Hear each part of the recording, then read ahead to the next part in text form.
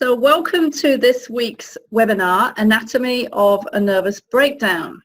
And the topic obviously today is nervous breakdown, also sometimes called mental breakdown. And my name is Kim Knight, also known as the Kiwi Health Detective, and I live in Auckland, New Zealand. Our agenda today is going to be the 7 main signs and symptoms of a breakdown, why a breakdown is actually a good thing or can be a good thing even when it feels absolutely horrendous and it feels like we're falling apart, and we actually are falling apart, and I'm going to explain why that's actually a good thing.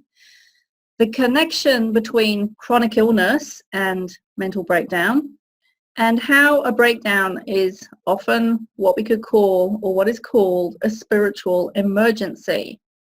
And then 5 steps to survive a nervous breakdown.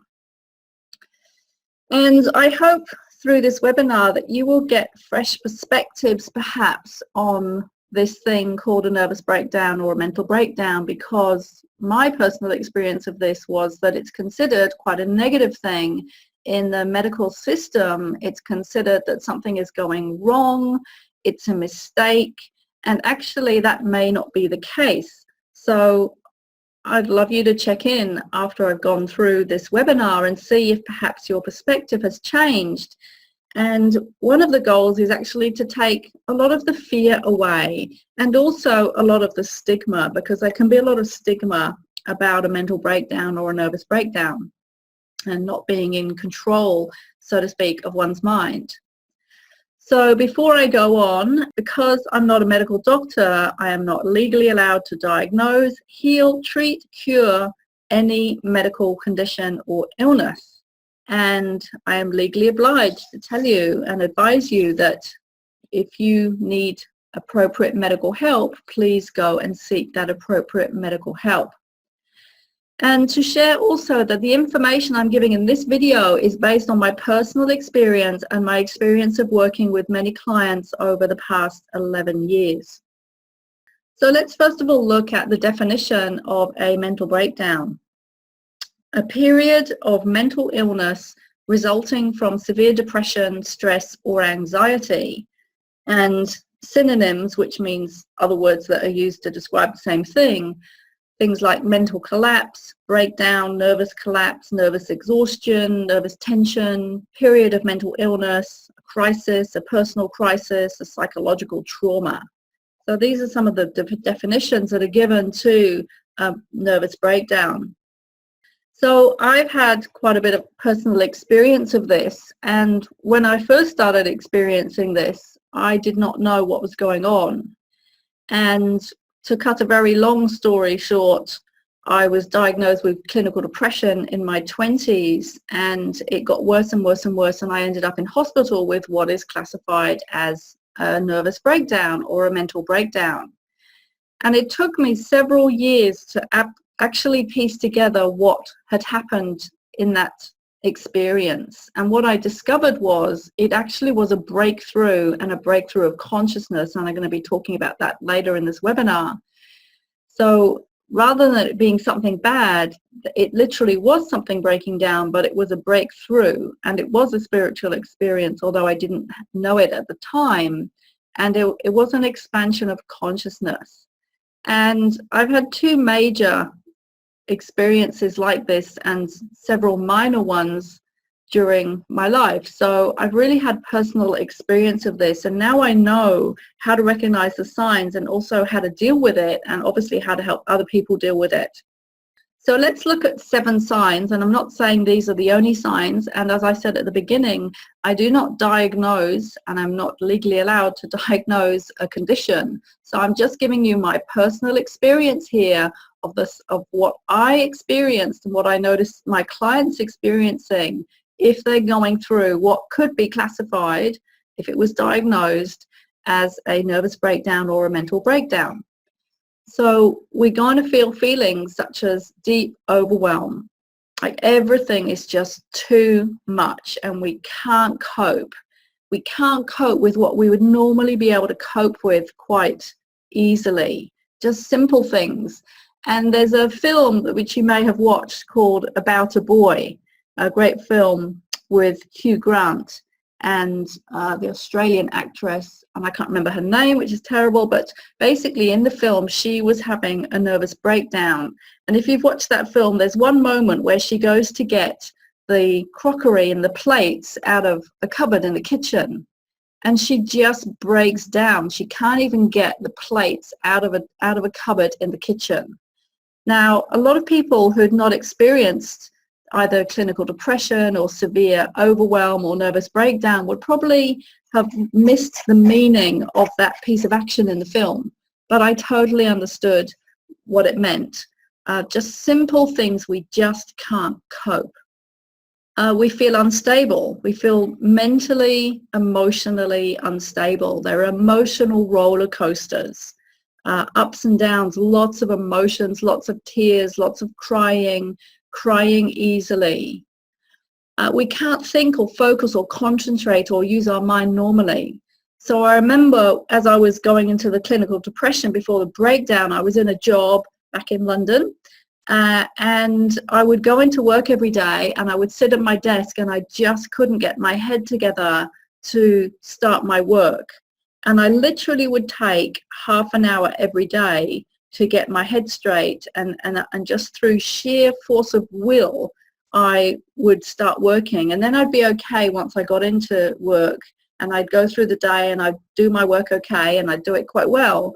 And then I'd go home and I'd come back in the morning and I'd have to do it all over again, a bit like the film Groundhog Day.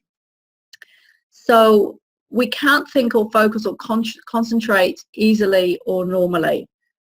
Another big sign is that we can't sleep. We have really bad sleep patterns, inability to fall asleep, inability to stay asleep, waking early, waking in the middle of the night. So really disrupted sleep patterns. Because there's just so much stress and overwhelm going on in the mind. It just can't switch off, and it can't get into those good sleep states and sleep rhythms. And another sign is that maybe we're not eating as we would normally eat. We don't feel hungry. We have no desire to eat. We just can't be bothered. We can't be bothered to cook. There's no it's hard to find a word, but we can't be bothered. Can't be bothered to do anything. And that obviously relates to depression. So in my experience, for sure, depression was very closely related to the breakdown. So those are 7 signs. I'm not saying they're the only signs, and I'm not sure what a doctor would say are the signs, but this is my own experience and what I've noticed with clients. So what I want to look at is what is actually maybe really happening when we're having what is called a mental breakdown. And what I discovered, and as I said, it took me 7 years to really work out what was happening, was that there is actually literally a breakdown of our brain and how our brain is operating. But rather than it being a bad thing, it's actually potentially a really good thing, but it doesn't feel good at the time. So to share a little more of my experience when I was in hospital, and I self-admitted myself under the instructions of the counsellor that I was seeing at the time, and she just said go into hospital for the weekend and have a rest, and I ended up being there 2 weeks. But my experience was that I couldn't, all the signs and symptoms that I've just shared before, I had all of that. But also I couldn't do simple things like read. I couldn't read a book. I couldn't read a newspaper. I couldn't watch the television. I literally could do nothing that my brain would normally do. And I had no idea why that was happening. I just knew it was happening, and that it was a very, very strange and scary experience because I didn't understand it and nobody was explaining it to me. And basically, it was being intimated that this is a negative thing. But what I discovered was really happening was that there was a breakdown of my old mental patterning. So everything that I'd come to think was true and real, maybe not everything, but a lot of what I was, had thought was true and real about life, about how life should be, was unconsciously and unbeknownst to me, was breaking down and disintegrating. And the way I liken it now, this experience, is to imagine that if you have a skyscraper, a very old skyscraper building, and you want to build a brand new skyscraper on the same site as the old building, you have to demolish the old skyscraper first. And that was what was happening, but I didn't know it at the time. And so that building was being demolished to make way for a building of a new skyscraper. And it was messy because, when you demolish a skyscraper, it's a big, messy business. And there's a lot of rubble and a lot of waste that has to be taken away. And that was what was happening. And literally old neural pathways were breaking down, but in a very extreme way, because this is happening all the time to us, but this is just a very extreme, intense experience of that. And all my old conditioning of what I thought was true and what life should be like was, unbeknownst to me, breaking down. And so a shift of consciousness was occurring inside my brain, but I didn't know it. And the problem or the difficulty or the challenge with this experience is that it feels very uncomfortable because the mind has nothing to grip onto.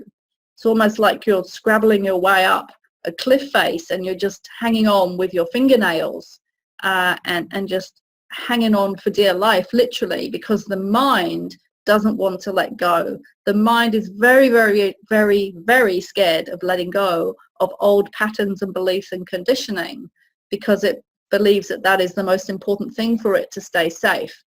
But when we go through a mental breakdown, all this starts to disintegrate and the mind has nothing to hang on to.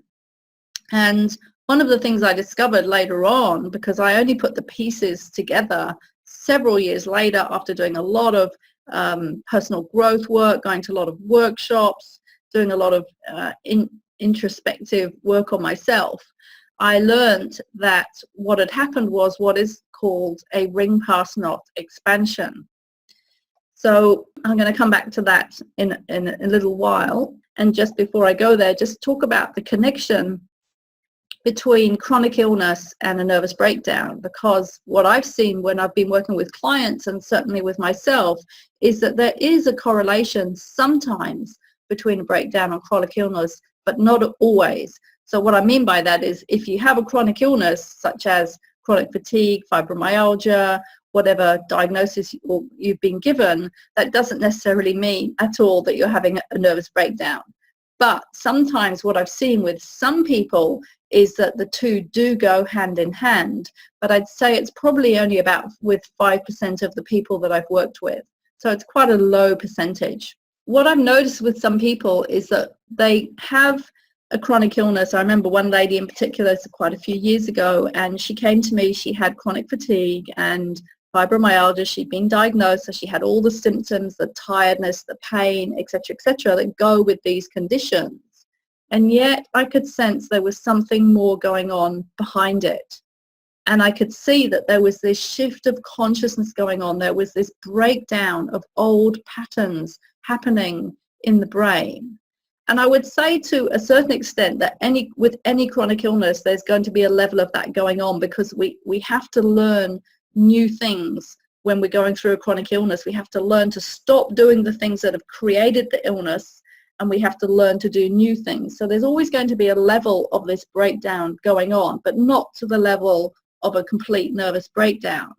But with this particular client, I had a strong sense that there was a breakdown of consciousness and a breakthrough of consciousness going on at the same time. And when I suggested and shared this explanation to her, it totally made sense.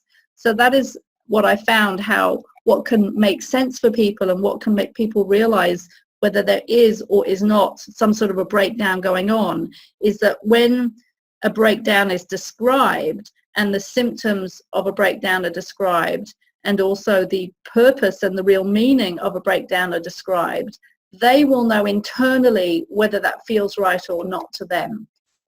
So there is sometimes a connection between chronic illness and a breakdown going on simultaneously. So also, this can be quite a spiritual experience.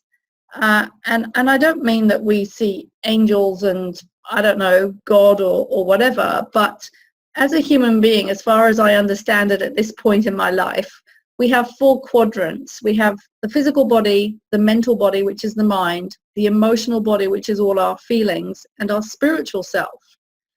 So whatever is happening to us at any given time is affecting all levels of our being. And when we have a breakdown or a breakthrough in consciousness, and certainly I know it was the case for me, it is at the same time a sort of, or a level of spiritual emergency. In other words, we're growing spiritually. And that certainly was the case for me. And this has been written about.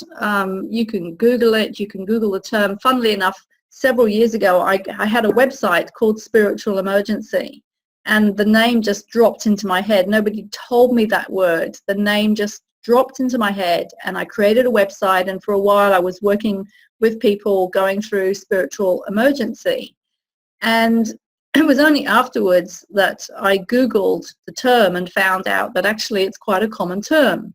And so there are books that have been written about it, and Stan Grof is a very famous therapist who has talked and written a lot about this as well. So it is recognized that when we think we're losing our mind, so-called, we actually may be having a spiritual expansion or a spiritual growth experience. So it's just important to know this, to take this into account. And I grew up in a family where, even though my mother was a non-practicing Jew and my father was a Christian and he did go to church, there was no religion forced on me, really. Although, you know, when you go to church, you are being indoctrinated. You know, if you go to church week after week, which I did because at school we had to go to church, you are being indoctrinated without even realizing it, because all that information is just soaking into you. But nothing was ever forced on me. But it was after this nervous breakdown / spiritual expansion / expansion in consciousness that I started to have a much deeper understanding of what life is about and have a much bigger picture of what life is about. And I'm going to share how that happened. So all of us live in what we could call a box of reality. So whatever your worldview is, you're sitting here or wherever you are, and you're sitting in a room and the rest of the world is outside that room, and that is your reality. And you have a reality inside your head and outside your head, if that makes sense, because you've got your reality of what you think life is about inside you, and then you've got the external world outside you. And both of that together combined, we can call your box of current reality. But what most people don't realize is that there is more to reality than, as they say, meets the eye. So we have, and I'll just turn this into a circle, we have limits of current reality, but we don't know it. We think our reality is reality, it is all there is, but actually there may be much more than meets the eye. And most people do not realize that our level of current reality has a boundary and a circumference, which is called a ring pass knot. And this is a safety boundary so that any more reality than we can consciously handle stays outside that boundary. But we don't even know, most people don't even know that that boundary is actually sitting there. But it is. It's sitting there consciously in consciousness, I suppose you could say. It's hard to put words on these things. But there is this boundary, and we have our life inside it, and our understanding of the world, our worldview, our perspective on life, our beliefs, our conditioning, etc. We have all of that inside this circumference, and everything else is outside, but we're completely oblivious to everything that is beyond our ring pass knot. And we all have our own personal ring pass knot boundary. So the rest of reality sits outside our current reality. And really it's all there. There's like a huge amount of more of reality that sits outside this box or circumference. Now, if I look at how I looked at the world before my breakdown experience and after, Even though it took several years to integrate, my worldview is radically different. So for example, if I just give one example, which is the field of health, before this happened, I thought that the only thing you did if you got ill was you went to the doctor. That was my reality. I didn't know anything more. I didn't know any other options. I didn't know to even question that there were other options. It was like, if you get ill, you go to the doctor, and the solutions are you get some medicine, or maybe you have a surgery, and that is how you deal with a health issue. And you never question if there's a reason for the health issue being there. It just is. The body's made a mistake. You just get rid of symptoms. You don't question if there's meaning behind the symptoms. And that was my reality in the arena of health. And that's only just one arena of life, right? One area of life. But it's just a good example. So after this expansion happened, and as I said, it did take a few years for everything to change, was that I became aware of a whole heap of other options that one could use and find to deal with health issues.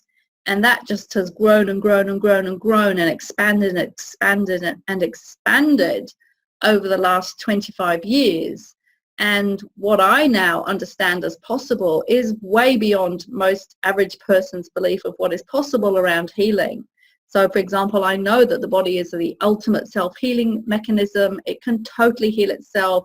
It's built to heal itself if we know how to instigate those self-healing mechanisms. What we call so-called miracles are actually normal. They're not miracles. They can be absolutely normal. There are lots of different types of healing modalities. There's just so much that I've learned since then. So my reality has really expanded, or we could say more of reality has come into my old reality. And as you're going to see in a minute, this box or this circle expanded. It increased in size, like blowing up a balloon, so that more reality could fit inside the box or the circle. So what happens is when we have a ring pass knot expansion, which often can happen in my experience, in a nervous breakdown or a mental breakdown, because all our old beliefs, our old conditioning, our old perspectives are breaking down literally, our ring pass knot is actually expanding, and that is what is creating this really uncomfortable, scary feeling for the mind, because everything is breaking down and expanding to allow more reality in. And it's very overwhelming initially for the nervous system, very overwhelming for the nervous system, because it's learning to integrate and cope with this new reality. And so this ring pass knot expands, and now more of reality that was always there, it was always there, but it was outside the circumference. Now just a little bit more, another slither or another percent or 2% or however many percent of reality is now inside our own personal reality box, and we are seeing the world differently, which means we see things differently. We have different values. We understand things we never understood before. We see things we never saw before. And when I work with people, what actually happens is their ring pass knot expands, not in a mental breakdown or nervous breakdown way, but I help them to expand this ring pass knot so that they see things from a different perspective and they understand things that they didn't understand before. And this is one of the keys to healing. We have to see what we didn't see before in the new way. So this is called a ring pass knot expansion. And more reality is allowed in because the circumference of the ring pass knot expands to allow more reality in. So after having gone all through that, you might like to ask yourself, well, do I have a slightly different perspective now on things? And if this is the first time you're hearing something like this, then you may feel, literally, inverted commas, that you're feeling like your mind has been blown. And that wouldn't be surprising, right? Because you're being given a new perspective. And that is why I have on the back of my card, if I can remember it, it's a quote by my back of my business card, a quote by Arthur Schopenhauer: all truth passes through 3 stages. Firstly, it is ridiculed. Secondly, it is violently opposed. And thirdly, it is accepted as self-evident. I'll just repeat that. All truth passes through 3 stages. Firstly, it is ridiculed. Secondly, it is violently opposed. Thirdly, it is accepted as self-evident. So if this is new information to some people and they can't grasp some of the concepts that I'm sharing, it's because those concepts are currently outside their ring pass knot. And so they're going to say, well, that's stupid, that's rubbish. And then they might get angry and refute it. But if their ring pass knot expands and integrates this new information, then they're going to look at it finally and go, oh gosh, that makes so much sense, and I can't believe I didn't see that before. So that when I work with people, that is often one of the most common things they say to me is that I can't believe I didn't know what you told me or what I've learned before, but now it makes so much sense. And actually, one of the most common things that people say is it makes so much sense. So let's go into 5 ways of how to get through and survive a nervous breakdown. Well, first of all, what is really, really helpful is to be aware of what is really happening if this expansion of consciousness is actually what is happening. Now, I'm not saying that every time, for example, somebody has a nervous breakdown or a mental breakdown that this is happening. I cannot say that, and I wouldn't say that was true. And it's not for me to say that because I'm not legally allowed to diagnose. But I think it's important to know that this may be happening. There may be this consciousness expansion. So it's really, really useful to be aware that this may be happening and to hold it as a possibility it may be happening. So for example, as I said, I had that first major expansion, and I had another major expansion a few years later after that. I think it was about 10 years later, and I've had several smaller expansions which haven't been as extreme or intense, but they were still pretty uncomfortable for my mind. But when I was in that state, I reminded myself, oh, I wonder if I could be going through a shift of consciousness. I'm going to hold it as a possibility that maybe I am, and just see, ride it out. And every time I've done that, I've found for myself anyway, that it has been the case, and I've come through it. And it really, really helps the mind to feel safe, because it's only the mind that's not feeling safe when this is happening. It's not really so much the body, it's the fear in the mind that creates any fear in the body. So it's the mind that needs reassuring. Obviously, we need to get help. We need support. This is the time that we need to tell people. And as I said, there is actually quite a stigma. Maybe not if you go to the Amazon jungle and do the shamanistic experiences that you can do in places like that. This will all be normal to them. But in our Western culture, where everything is so shut down and we're only seeing part of the picture, there's quite a stigma. For example, what was that film, One Flew Over the Cuckoo's Nest? That was quite a groundbreaking film. There's so much stigma around having, going crazy, for example, because you feel like you're going crazy, but maybe you're actually not going crazy. Maybe there's other stuff going on. But either way, we need help. And I remember when I went into the hospital, it was like, oh my goodness, I don't know who to tell because I feel so ashamed. I feel really ashamed to tell people that I'm having a mental breakdown. But I chose to ring my friends. And what was interesting was that some of the people that I thought wouldn't be there for me were there for me, and some of the people that I thought would be there for me weren't. So you really get to know who your friends are when you're going through a crisis.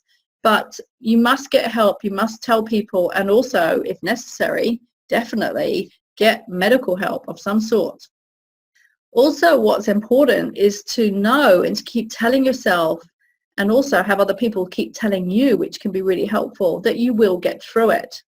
And the analogy that I like to use is that when you're having a mental breakdown, type of mental breakdown that I'm sharing in this webinar, is that there's this breakdown of consciousness going on. And it's like we're in a boat and we've left one bank of a river and we're crossing this river, and it's quite rough, it's quite choppy, it's a bit scary, and you don't quite know when you're going to get to the other side of the river, but you will get to the other side of the river as long as you keep going in the right direction. So just know that you will come through this. It's temporary. It may be really uncomfortable mentally and emotionally. You may be all over the place mentally and emotionally, but you will get across the river. You will get to the other side. The next thing that I found really, really helpful is just doing mundane stuff. And you know that there's that saying, before enlightenment chop wood, carry water. After enlightenment chop wood, carry water. Now that saying has got a slightly different meaning, but it's actually really useful to just chop wood, carry water, and do the mundane. Do the dishes, do the vacuuming, do the dusting, make your bed, do the washing, go shopping, just really mundane tasks. So for example, the second time that I had this an intense breakthrough consciousness experience was when I was traveling the world in 2000. And what had happened was I had been ill for 5 years with chronic fatigue, and I got to the point where I thought I wasn't maybe potentially going to get well again. And I even started to think maybe I'm not going to even live that much longer, because I'd been ill for so long, you know, those thoughts started to enter my mind. And so I decided to sell my house and set off on a trip around the world. Even though I was ill, I just thought, I don't want to die without doing this trip. So I set off around the world, and near the end of this trip, I was in Costa Rica, and I had another chronic fatigue crash, and I just couldn't move.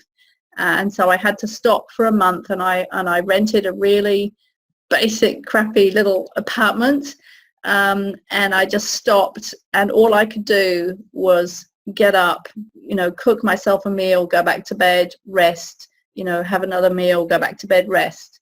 But what was happening at the same time was I met a spiritual guru.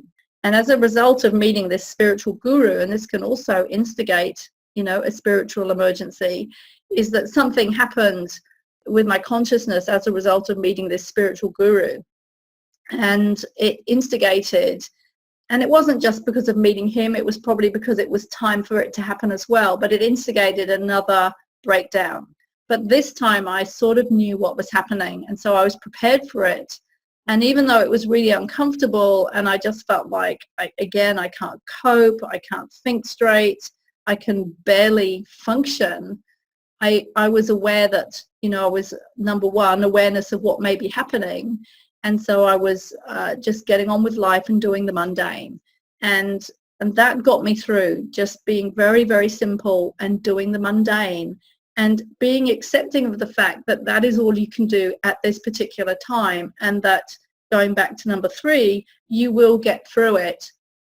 And then going on to number 5, you just have to take it easy and be patient and be super gentle with yourself, because something is going on at a very deep level where the body is literally disintegrating something and building something new, and it needs the time to do that. And what is going on? It's all going on in our consciousness, which most people, you know, relate to sitting in their brain. There's like a deep transformation going on at a brain level, at a consciousness level, and it doesn't happen overnight. It takes days or weeks or months to process and integrate. So we have to take it easy and be patient.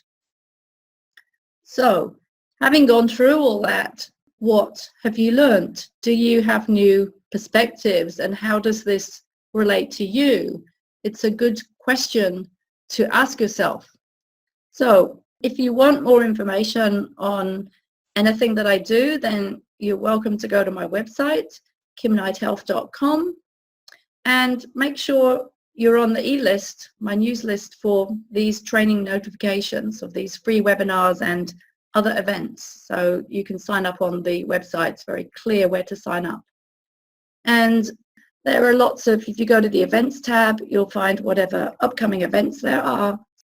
And there's a blog with quite a few blogs. I have a YouTube channel with lots of videos, and this video will go up on YouTube. I have free programs. I have paid online programs. Go read some of client success stories to inspire yourself as to what is possible and how to come through these really challenging times if you're experiencing a challenging time. And you're always welcome to contact me for private coaching, which you can do from the website.